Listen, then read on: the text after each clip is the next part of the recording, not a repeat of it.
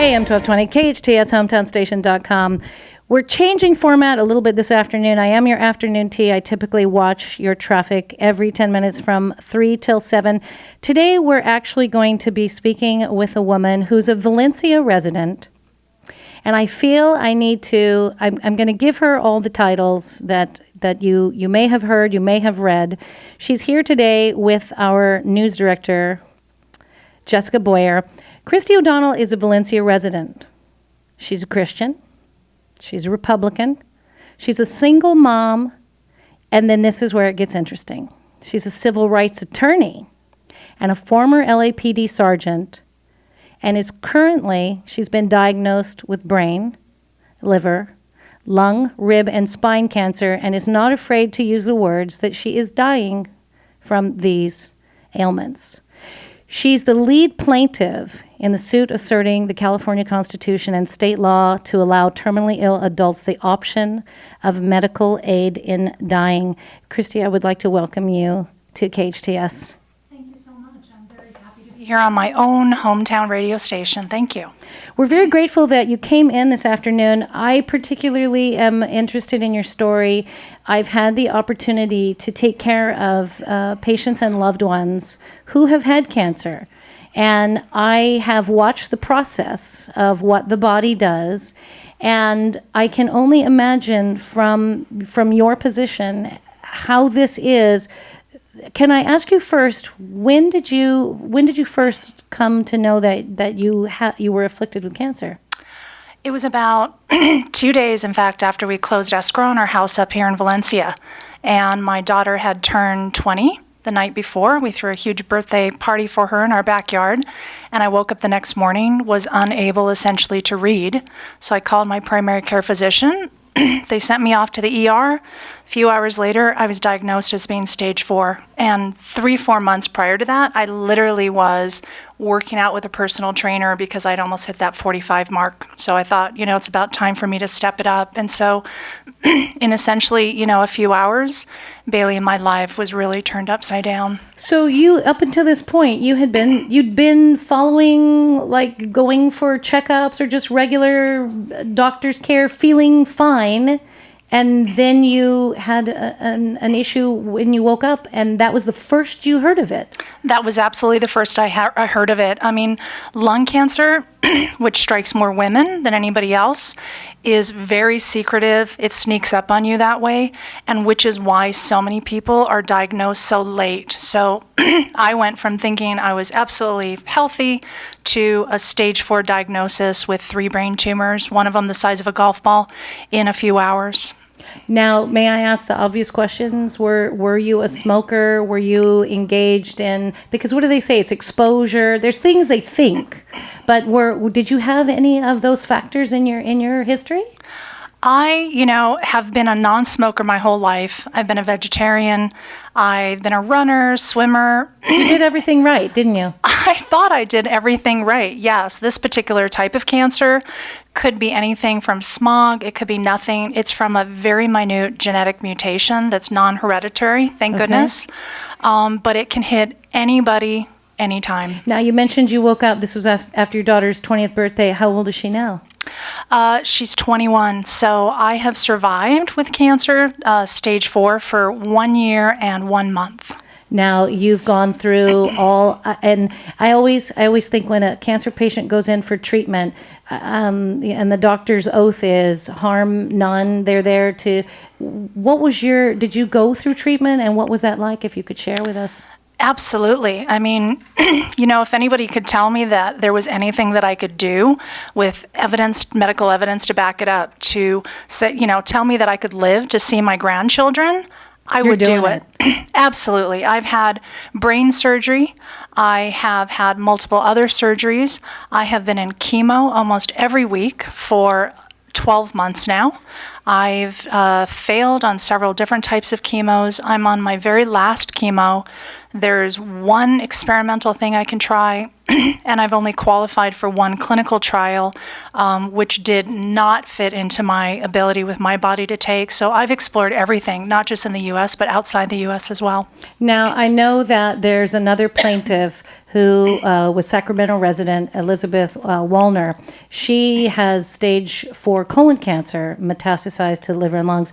She used the phrase mind-numbingly sick. Her treatments made her ill. Would you agree that it just sent you around the bend, that what they were doing to try to help you? Absolutely. I mean, when I first started having chemo, the best way I can describe it is if you think about the worst flu you've ever gotten, think about that times 10. Your entire body aches. If you even move your head, you throw up. And I was like that for 7 days, bedridden, every time I had chemo. And I was having chemo at that point every 2 to 3 weeks. So big chunk of your life wasted. So the act of trying to live made you feel like you were dying. Absolutely. I mean, that's why really this issue is unique. Trying to live with dying is a very unique thing that unless you have family members that are taking care of you, they would understand, or people who are stage 4 themselves. It's very difficult to explain to people what living with dying is like. Now, before you encountered your own disease, were you exposed to family members, loved ones, anyone in a similar situation? Did you have experience with that, or is your own experience your first experience with dying? Yeah, I had no experience whatsoever. There is no one in my family going back 3 to 4 generations, because I've looked, that have ever had cancer.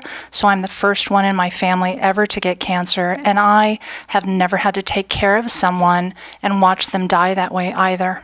Now, you, in addition, I can't, what you're going through is, she talked about mind-bendingly ill. It's mind-bendingly boggling to understand what you were going through. Brain, liver, lung, rib, spine cancer. You're an intelligent woman, Christy. I know that from what I see on paper, and I can see it in your eyes in front of me. The idea that you are a civil rights attorney, so you know of what you speak, and you're a former LAPD sergeant. When you were diagnosed, did you hit the books? Did you hit the internet? Did you read everything you could to find out? Because you didn't come to this passively. You went in both guns blazing, literally, to save your life. When you started to see what your prognosis was, at what point did you make the decision, I don't want necessarily the doctors to decide what this looks like? Yeah, I mean, you're absolutely correct. Professions such as being a police officer with LAPD, a sergeant, where it's my job to look at police reports that come in, check them and make sure that they're legally accurate, they don't violate search and seizure. Then moving into the field of law, in the civil rights area, it was my job essentially to enforce the law first and then to go ahead and enforce it again. So I absolutely did that. I read everything there was about my disease.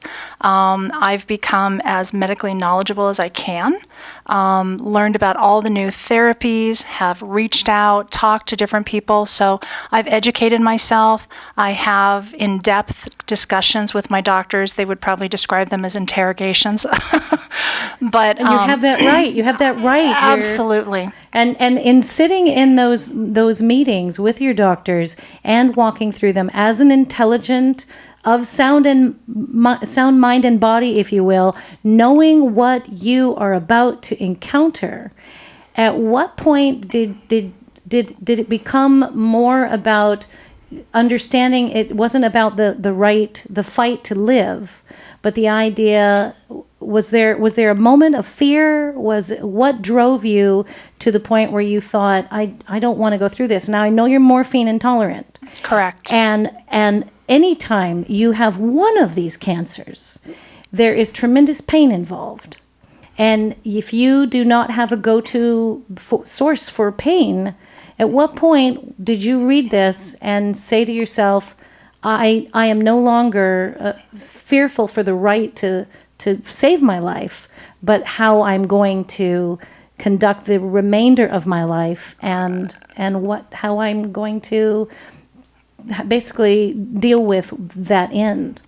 Right. I mean, dealing with the end of your life, particularly in America, is not something that we talk about over our dinner table. So that was really honestly, when Bailey and I sat down after I was first diagnosed, that was clearly something that we discussed. My daughter was already aware of Oregon's death with dignity law.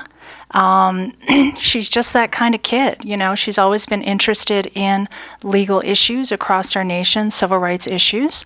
I was aware of the death with dignity law in Oregon because I lived up there prior to the passage of it. So I was living in Oregon for a short period of time while there was all this debate going on as to whether or not that was the proper thing for Oregon to go ahead and pass as part of their legislature. So we considered it. We considered moving to Oregon. My daughter was willing to do it. I, as a mom, vetoed that idea because her entire support system really is here in California, and even more so here in Santa Clarita. Her two best friends of 11 years live here in Santa Clarita, and them and their families are a huge support system to us. So we decided not to move away. I then legally researched and tried to find any loophole whatsoever in California law because I had asked my doctors, tell me how I might die. I don't want to be surprised by it. I don't want my daughter to be surprised by it. And I know that I have the legal right to understand what I'm going to go through pain-wise. I have to take a moment to congratulate you on your courage to not just be considerate of what you're going through and your struggle, but the idea that you are also looking after your daughter, who you know emotionally, you have to understand how much this is going to be difficult on her. But the idea that you are being so considerate of her is incredibly courageous, that you've taken that into consideration. And the idea that you were going to move to help you, and you made the decision not to do that for her. Now, I know New Mexico passed the law in 2009, and most recently, it was Montana 2009, New Mexico 2014. You could go, you could take care of this, but you're fighting not on behalf of, this goes now beyond you, it goes beyond your daughter. You're now doing this for really the state of California and other people who are going through what you're an incredible warrior. Thank you. You know, there are so many warriors out there that have been fighting this battle for so much longer than I have. But you're exactly correct. You know, I mean, before Bailey and I decided to speak out, we knew that it was highly unlikely that any legislation would pass because of how long it takes, or even with the lawsuit, that there was a good possibility that none of that was going to be done in my lifetime because I have such a short prognosis. But very rarely are we as a human being placed in a position where you can have a positive impact on your entire nation and possibly the world. So to even think for one moment of being too selfish, to speak out for something that we both strongly believed in, that was not an option for us. You put the gloves on knowing that you might not go all the rounds. Absolutely. And even thus far, you know, Bailey and I take peace in that even the fight that we fought so far, we still have moved mountains, although we're not quite there yet. When you take a look at every other civil rights issue and how long it's taken to see the finality of that civil rights issue, we've made great strides in a very short period of time because of a lot of brave people, not just me and Bailey. Now, speaking of that, you recently went to a California judge dismissed your suit. And if I'm not mistaken, this was on your birthday? Correct. That was how Bailey and I spent my 47th birthday, was in the courtroom. Wow. I can't even imagine. And then having to hear the words of this judge who, can I ask how long the deliberation was? How long, what was the point between the presentation and the moment that man said those words that just broke your heart? As an attorney, I think that I understood within the first 7-8 words that came out of the judge's mouth. He said at the beginning of the hearing, he said, in the United States in law, we follow a practice of something called stare decisis, which is Latin, and it means let the decision stand. The second he said those words, I knew that he was going to follow a prior decision, that's the Donaldson case, which clearly we argued was completely distinguishable from ours. Essentially, Donaldson said that he was a man who believed someday, a cure might come along. He wanted a friend of his to go ahead and to freeze his entire body for this futuristic science experiment, and that's the case that the judge chose to follow. So it was very quick for me. So the law is the law is the law. What is the next step if someone else comes and picks up the gauntlet, perhaps even your daughter at this point? I would imagine, I'm guessing that she might be that next courageous warrior princess to pick this up. What is the next? What do you see if you're again unable to fight this fight? What's next to make change? As far as the lawsuit, we have not given up on that. The lower court, the Superior Court in San Diego, essentially said, look, as a lower court, it's not for me to make that type of decision. We expect the judgment to be out this week. We will be filing an appeal to that judgment. We're reaching out to some constitutional law experts who will be speaking out on this issue. But that will continue whether I'm here or not, because the lawsuit has two other plaintiffs. You mentioned one, Elizabeth Wilner, and the lawsuit also has an extremely brave, another female warrior, who is a hospice doctor in San Diego. And for a medical professional with this particularly controversial issue to speak out, that's bravery. Who is the on the coin in California, or the flag? Is it Minerva? It's not without irony that the three of you are standing up against this. I have to ask a tough question. What is your prognosis time versus the time it could take to appeal? Well, we are going to try to expedite the appeal. However, my prognosis currently is that I will not be able to take the current chemo I'm on very much longer, after which I have... Is that doctor dictate? Yes, that the doctor essentially has said, look, we're going to try this particular chemo, but every chemo at some point, your body rejects it. Right. So this is a chemo that I've had once before at the beginning when I was sick. We're going back to the beginning to try it again. So I've exhausted all new chemo. My prognosis is essentially it's going to take about 8 weeks for my liver to shut down, which would probably be the first organ to go. So as soon as this chemo stops working, that's essentially what's going to start happening, unless there is any type of immunotherapy, which is a new area in cancer research. But the irony is the fact that I'm a non-smoker makes immunotherapy much less likely to work on me than for smokers. Oh, so this no matter how you turn this, no matter how you slice it, no matter how you spin in the wind, you know that your options are limited. Up against medicine, up against the law, knowing what your body is doing to you, and the idea that California, which I'm so surprised, California is so liberal on so many things when it comes to who we are and what we do with our, if it were for the law being changed. Their medical assisted dying is different than hospice and palliative care. It's a completely different process in that it would help you eliminate or at least alleviate some of the pain that is coming. Can I ask you what comes if the law doesn't change? It's a picture I don't want you to think about. It's a picture I don't want you to paint. But the idea that someone listening might not fully understand what you are about to experience when the liver shuts down. I'm aware of it, and I know that you are, but I want to hear it from you what that process is and what you are trying to not go through, Christy. Sure. I mean, any way that I die, as it's been described to me by several oncologists, specialists, neurosurgeons, and I've consulted them all, is very painful. If I die from liver failure, essentially what will happen is that I'll stop being hungry, my stomach will become extremely bloated, my legs could become so bloated that essentially the skin on my legs actually splits. which is all extremely painful.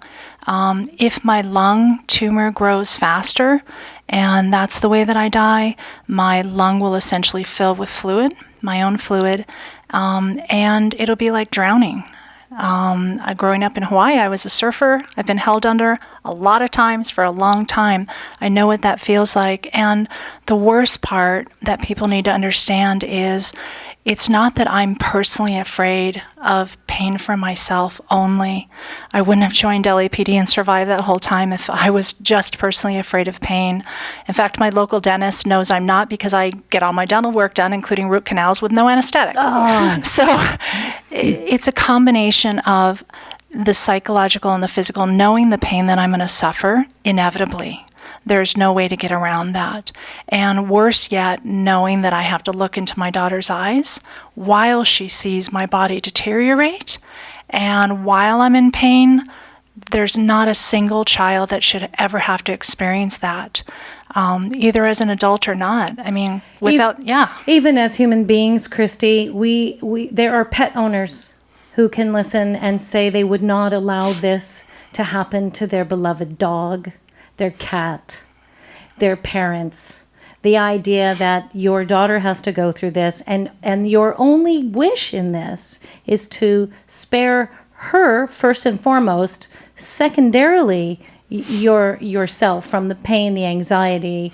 And if you've ever been, and I know of what you speak, if you've ever been held underwater, that feeling where you can't breathe. I mean, just that in and of itself, that one simple symptom as part of what you're going through is frightening for anyone to consider. It's horrific. I mean, anyone right now listening can hold their breath. Start holding your breath right now. And you know what? Try holding it. And when you feel like your whole entire body's going to explode, take that times 100. And that's what I know I'm going to experience. And the idea that your body is defying what your mind is aware of, what your heart has already made peace with. And again, when we make decisions about life and death, one of the questions they'll ask is whether or not you are sound mind and body to be able to make these decisions. I'm incredibly disappointed that this is what you are up against. And if someone is listening, there's a way they can help you, isn't there? That's correct. I mean, if you go to www.compassionandchoices.org, you will see a box right in front of you that takes about 30 seconds. You click it, you put in your contact information, and it sends letters off directly to all of the assembly members and the senators on this particular issue. Literally, it takes 30 seconds. I hear from thousands of people all over the world, but it's only people here in the state of California that can truly express what they feel, what they believe, and if they believe in this issue, even if they decide this is not right for them, if they feel that I or any other person who's terminally ill should have this right, they have to let their legislators know that they want this desperately.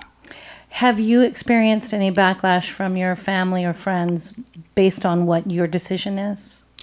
My entire family and support system with my friends did not surprise me because, I gathered those friends and family members over a lifetime.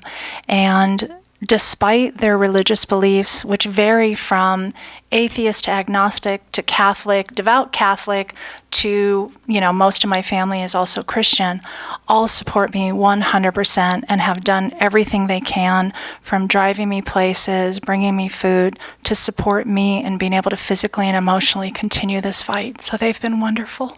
You are one of the strongest women I've ever had the honor and privilege to sit in a room with. And the idea that you are, again, fighting this fight, not just for you at this point, but for your daughter, for other patients, for other families. Again, if you have the opportunity to step up and speak, you can do this for Christy now and for Christy later.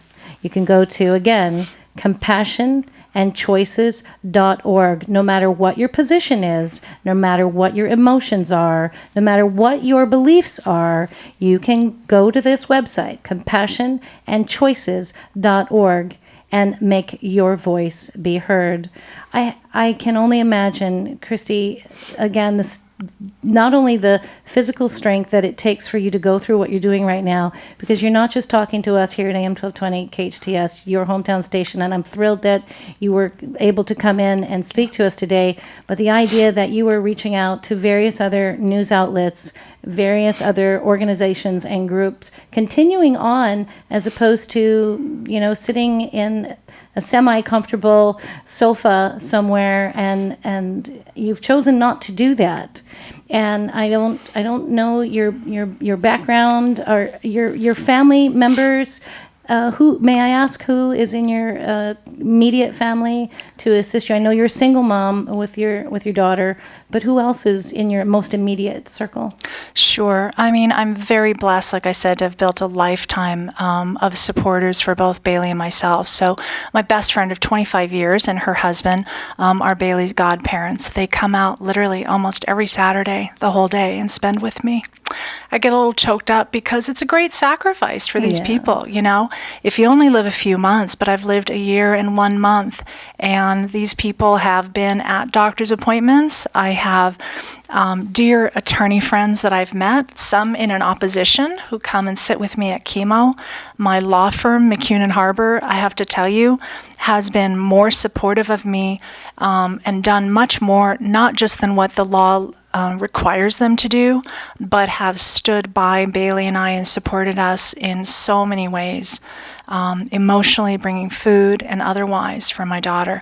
And then also in my family is my uncle and aunt who are close. My dear brother, my older brother, who I love to death, lives in Maryland with his wife, and they come out every other month almost for a week. And my sister-in-law is an attorney with the Department of Justice. My brother is a VP of a huge computer corporation back east in Washington, D.C., so it is no easy thing for them to come back and support us, but they do. And then a myriad of friends, clients that I've helped over the last 10 years. Almost my entire LAPD Police Academy class has reached out and helped me. My very first LAPD partner, Christina Fruce, and her husband Scott live right here also in Valencia and are at my house all the time helping. So, if my biggest problem is trying to find time to spend with the people who love me, that is not a bad problem to have. I very publicly would like to tell you that I adore you, and you have new warriors and new soldiers on your team, including all of us here at AM 1220 KHTS. Thank you so much, Christy O'Donnell, for being with us here today. Again, I'm going to encourage you to go to compassionandchoices.org to help support Christy and help her fight the fight that you will have to pick up and continue. I thank you.